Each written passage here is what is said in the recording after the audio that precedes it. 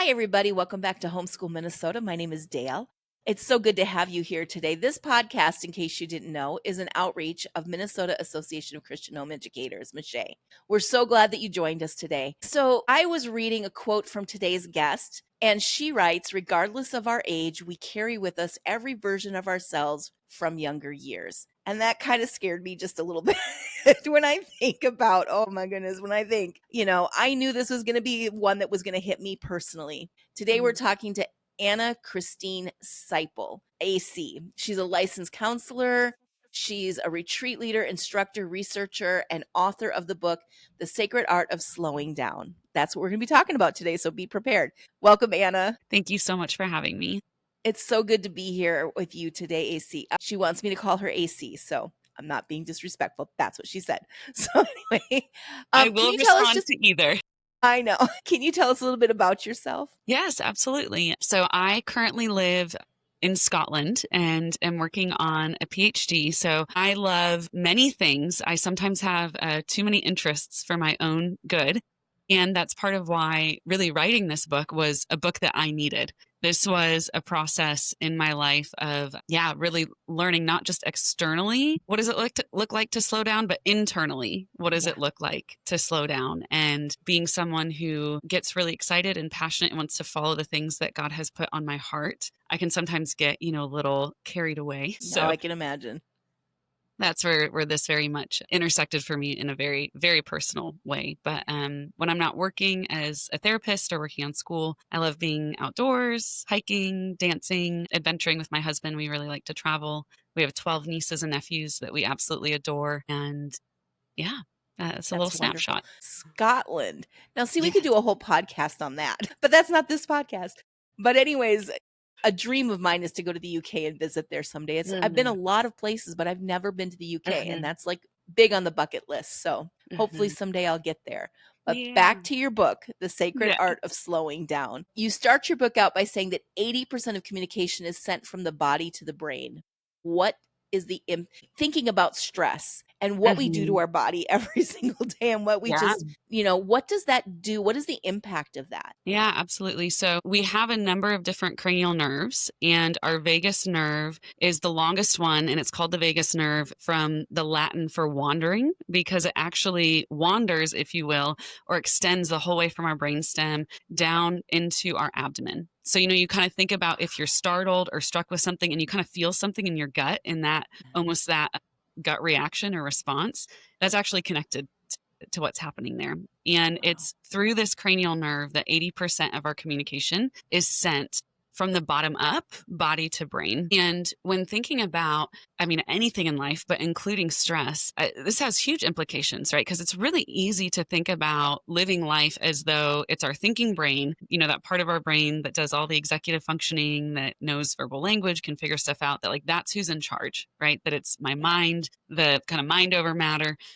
And I think in one way, it's actually really humbling when we realize, percent of this communication that has to do with stress, that has to do with how do we regulate stress? What happens when we get burned out? What happens when we actually can relax and exhale stress, right? This cranial nerve has to do with all of that. So I think the biggest implication is when we are disconnected from our bodies, which is a way that I've honestly lived a lot of my life, things can get really frustrating and really confusing and really overwhelming. And we can feel really stuck and like we're working against ourselves rather than working with ourselves. And whether it's with stress, spiritual formation, I think really any growth, to work with our body, where so much of that communication is coming from, knowing how to tap into that, I think is just really necessary. And it makes for a smoother ride. Yeah.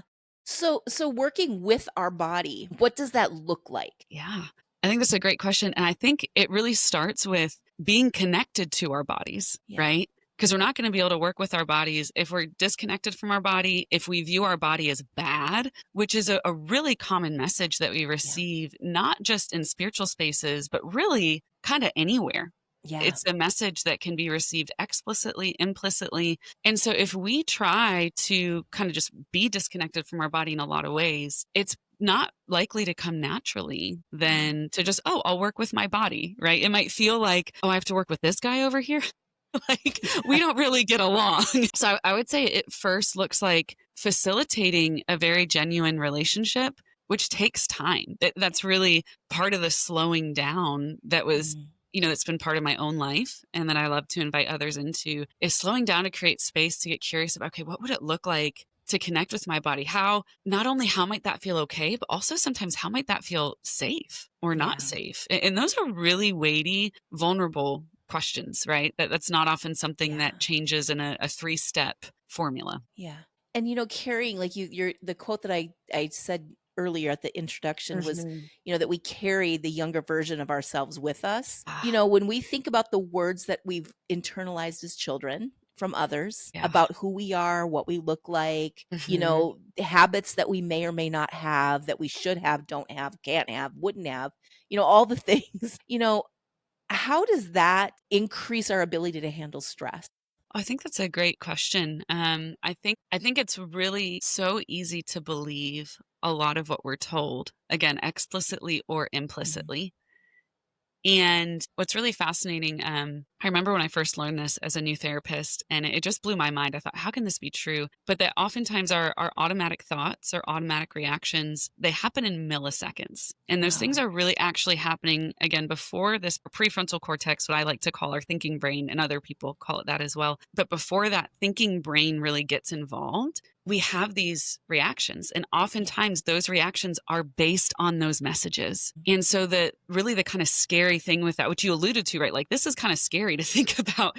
We carry with us our Yeah. younger selves, and we carry with us these messages that we've heard across our lifetime, across our development. When those messages have been unhelpful or even Mhm. harmful, if that's what's embedded almost in like this muscle memory of our Yeah. gut reaction and our gut response, what I think is so sad about that is not just that it's in our gut response and in our muscle memory, but sometimes we don't even realize it. So it's like Yeah. we're not even consenting to the fact that that's the message that's popping up and that's shaping how we handle stress, that's Wow. shaping how we try to navigate stress. And I mean, that breaks my heart, whether it's for another person or myself, whether it's, for a kid or for an adult. What can we do in those moments when we feel like we react? I mean, I guess in my mind, I've never given it a thought. How do I respond to stress? I respond in Mhm. different ways depending on the situation and the day and how much sleep I got and whether or not I had a Diet Coke that day helps a little bit too.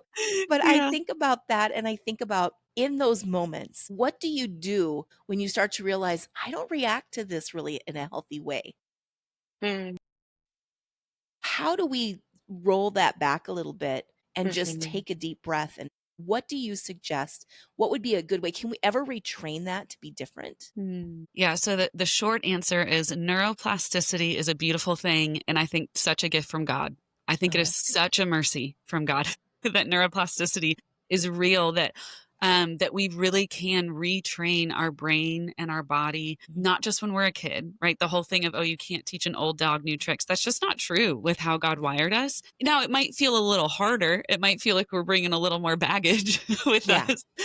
But I think two main ingredients of kind of the practical of what do I actually do? I really Yeah. think the two main ingredients are slowing down and curiosity. And oftentimes, initially, this is not going to happen in the moment. Right. In the moment of stress, our thinking brain's going to be hijacked by stress. So we actually get less oxygen to our brain the more stressed that we are. And again, this is actually a really beautiful, wise design by God so that we can be mobilized to react to stress, right? So if I'm hiking and I see a copperhead in front of me, I want less oxygen in my brain and more in my body to be able to run away.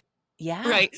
That's a good Yeah. design. Now, when I get an email or a text message that's stressing me out and there's less oxygen in my brain here, and that's happening over and over and over again because we are just pummeled with stress nowadays Yeah. more than we were really ever created or designed to be pummeled with stress, then it doesn't feel so helpful. Right. And so in the moment when I don't have as much oxygen up here, I'm probably not going to remember what would it look like to take a breath and slow down and be curious right now, right? No, it's Right. probably going to happen later in the day or later in the week when I may be settling down at night. journaling, going on a prayer walk. And in that space, when there is a little more spaciousness, that I can take a couple more breaths around it and really invite some curiosity. I think even in our prayer life, there's a really beautiful way we can invite some curiosity of, God, can you help me understand what's happening here?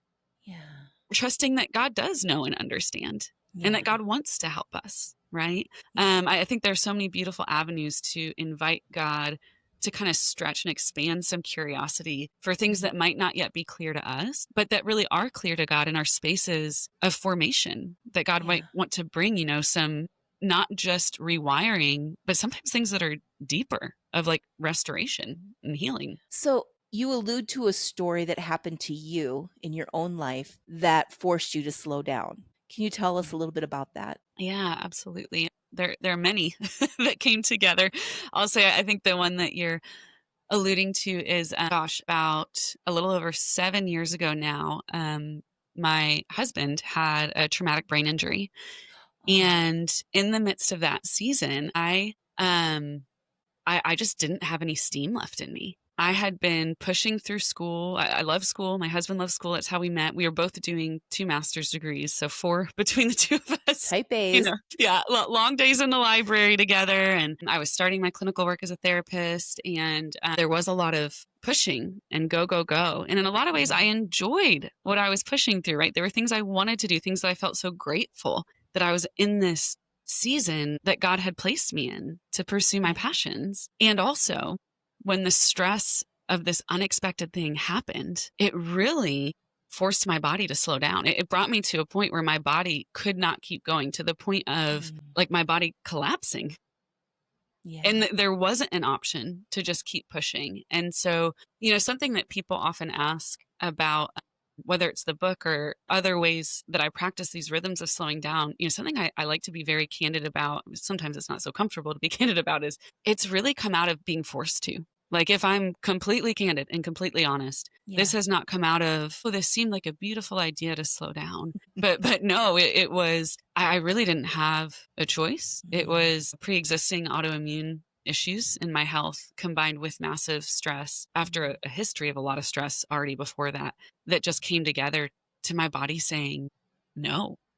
Yeah. There's this great book by Gabor Mate, I believe, When the Body Says No, or something like that. And they're just, yeah, there do come points in our lives, and Wow. there's only so much we can do, right? Yeah. Yeah. I mean, I think our body just gets to it's almost like God's grace to us. Like he's going, you Yeah. have to just take a minute. Hmm. Like Hmm. when we before the podcast, we always open in prayer together, my guests and I. And one of the things that we prayed was that that God, maybe this is his way of getting us to stop and to be more in the moment. We're always living from like for tomorrow, like, okay, well, we're going to get through today because we got this and this and this tomorrow and this and this and this on the weekend. And oh, the holidays are coming. So we've got to do this, this and this. And school is starting as homeschool families, I've got to make sure I get all this stuff done. And it's just like, we never really stop and go, look at what I've got going on right now. This is kind of nice, and just Yeah. living more in the moment. It's almost like God is Hmm. saying, hey, stop and take a look around you for a minute. Yeah. It's almost his grace to us when our body goes, I'm done. Hmm. You need to take a minute. Yeah. And yeah, I mean, it's if I'm honest, that's generally when I slow down is when my brain goes, you're over it. It's done. You cannot go another Hmm. when I can't even form sentences and English is like not even Yeah. in my vocabulary. Yeah. I'm speaking Spanish or something. And it's like I know, oh, I'm stressed out. I need to take a break.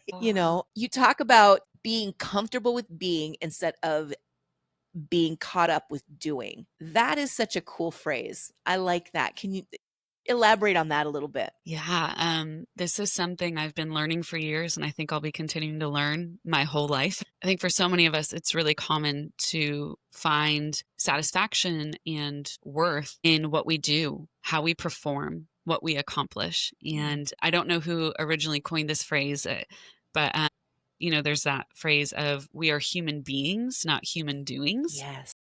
And I think there's something really beautiful about taking a step back and looking at the simplicity of being human Mhm. before a sense of, well, as a person, this is what I do. And even, that's one of the first questions we ask each other oftentimes is, what do you do? What do you do? We can minimize ourselves down to work. There are so many rabbit trails I could go off on this, but I think what I would like to most say is it can be uncomfortable, even in our bodies, to not be doing, right? And we can Yeah. almost get the sense of like, oh, I need to fidget, or I need to do something with my hands, or I need to stand up. But, it can almost be uncomfortable to let things settle and slow down, because when we're not used to that, it can be like, ooh, if I just slow down, then I have to feel some things I don't want to feel. Yeah. I have to think about some things that I don't want to be thinking about. That Yeah. it's almost sometimes like we like the noise of doing, doing, doing. And there can be this initial pretty big discomfort and almost disorientation to slowing down and simply being. But I think to what you were saying earlier, there's so much grace and gift in slowing down and simply being in that presence, being present in the present to God, to God's creation, including other people. Yeah.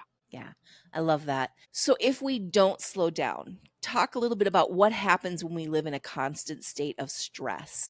And it doesn't even have to be a lot of stress. I mean, we may not feel the effects of Mhm. it, but it's still affecting us. Can you talk Mhm. about what does that do to us? Yeah, absolutely. So, research is really clear that it takes a massive toll on our health Yeah, holistically, right? It takes a toll on our health physically, it takes a toll on our health mentally, emotionally, really in all of the ways. And so, what's fascinating is we are wired, we are designed to navigate stress. And I see that as a really beautiful and merciful gift from God. Those designs, though, are not meant to face chronic stressors every single day, right? mhm, And you just think about, we live in a different world, even from like, biblical times, right? Then it's like you see a wild animal, you're glad for being wired to handle stress, or you go through a difficult season, you're glad to handle being wired for stress in those events. But the disciples didn't have smartphones pinging with yeah, stressful text messages and emails all day long and being like, oh, I have to answer these, 47 emails before I go to bed.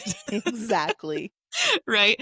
And so we just weren't wired to sustain this much stress moment to moment, day after day. And when we don't have breathing room to reset, we just continue to go in these deficits, where it just continues to take a toll. And it's really, really hard to detox, if you will. Yeah. Yeah.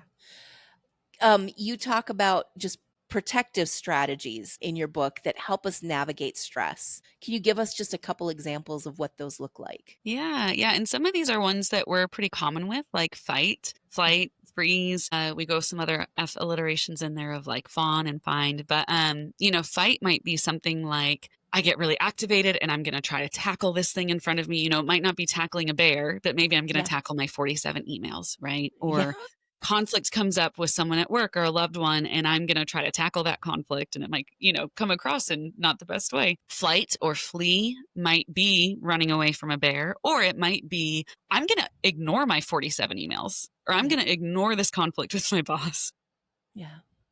but the stressor doesn't go away. and, Yeah. and freeze can be like this kind of both and of we are activated almost like there's this gas pedal inside that's like, I need to figure this out. Mm. But then like this brake system is pressed inside of like, this is too much. And it's a pretty miserable place to be when we're kind of stuck in this freeze. Yeah. Yeah. I think the thing that understanding that our protective strategies, when you think about, because you had earlier said that sometimes our brain is reacting and we didn't even have time to process why we're reacting that way. And in Yeah. a way, that's almost how God reacts with us is like, I'm going to give you Mhm. this because you need to do this. Yeah. And we don't have time to process like, well, but I don't want to do that. Or, oh no, I don't think that's a good we don't have time to argue. You know how we do with our kids, where we're like, Mhm. I'm just going to quickly get them going on, hey, 10-second tidy, let's put on some music and we're going to Yeah. clean up before bed. And they don't even have time to argue with you because you're already doing it with them. And then they're Uh-huh. like, what just happened? Did mom just Yeah. pull a fast one on us? And I almost wonder if God doesn't do that to us with our protective strategies, like, I'm Mm. just not even going to give you a Sure. chance to argue with me because this needs to get done. And it's for your own Yeah. good, kind of a Yeah. thing. Yeah. You know? So as homeschool parents, I was telling AC that I try to break everything down to homeschooling because this is Mhm. what we do here. But, Yeah. and just parenting in general, it doesn't even have to be homeschool parents. If Mhm. you're not, I know that I have people who are listening who aren't homeschoolers. Welcome to my world. But, if you have, children in your home and you are if they're carrying their younger years with them all the way through to Mhm. adult years, how can we get them to those adult years with as little baggage as possible in the stress area.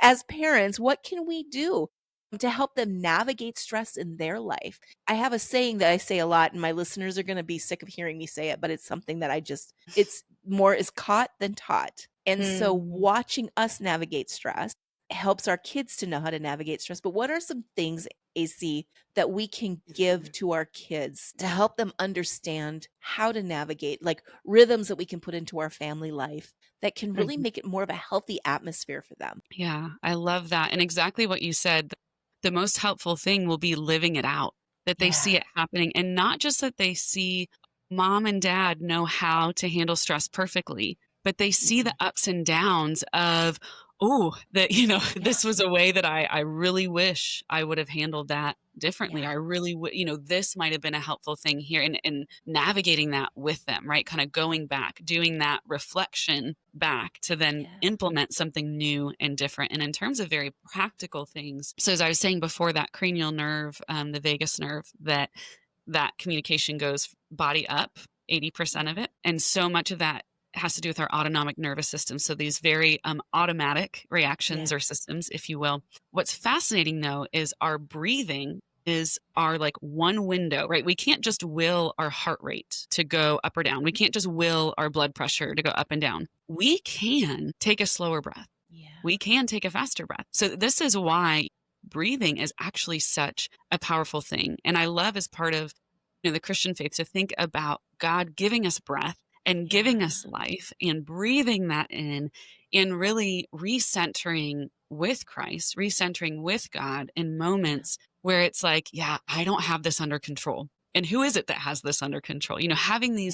these little prayers or little statements that are, almost like sweet treasures to us of things that God is working with us on in different Yeah. seasons and kind of modeling, I think praying those things out, modeling that dialogue with God where it's not just I'm using this, therapy technique for breathing in this moment, but it's as I am taking this breath, I am inviting my creator Yes. into this moment with me to slow down and asking for help and having that support that I'm not alone in this. I think that's actually a really beautiful thing to model, right? For Yeah. kids of kids seeing parents going to their, parent, their Yeah. heavenly parent in that way. So breathing is a huge one. And then movement is huge, right? And this looks different for different people. So, I never want to encourage people to move in ways that aren't accessible or might be harmful to their body, but in whatever way that walking or dancing, even something as silly as putting on some playful music and just shaking and dancing and moving around and getting some of that stress Yeah. out in, Yep. in an embodied, holistic way. Yeah. Those are two of my favorites and things that can be family friendly, Yeah. enjoyed by all. I love that. I love that.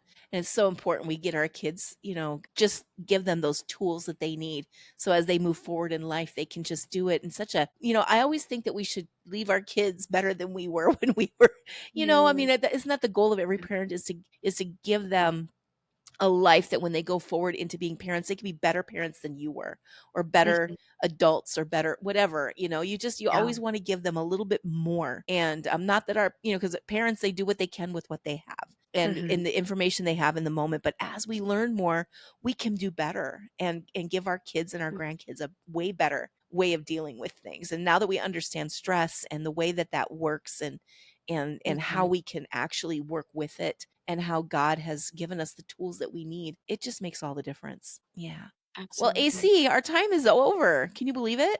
No, this was lovely. That went very fast. Thank you so much for taking time from Scotland. I mean, you could be out doing so many cool things, and you're here talking to us. That blows my mind. Well, Thank thank you you for so having much. me. I Well, appreciate I what you do. appreciate it. I really do. And I know our listeners are going to love what you had to say. And it's just a Mhm. good reminder to just slow down, you guys. And of course, like always, everything's going to be in the description of this podcast. So you can get AC's book, The Yes. Sacred Art of Slowing Down, and just really internalize it. Again, with moms and dads, a small group book study would be great Mhm. for.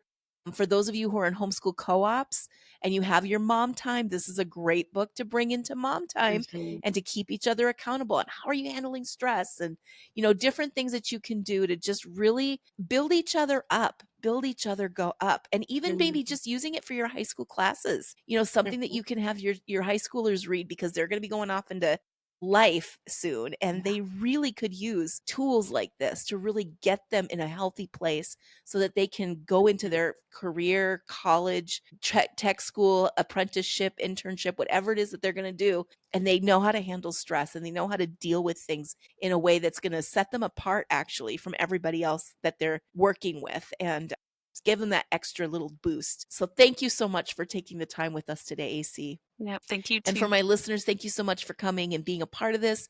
Like, subscribe, and share. And come back again. We at Mache, we pray for you. We care about you. You don't have to be a homeschooler. You don't have to be from Minnesota to get prayer if you need it. We just would love for you to get a hold of us. All the contact information is in the description of this podcast. We'll talk to you guys again soon. Thank you so much. Bye.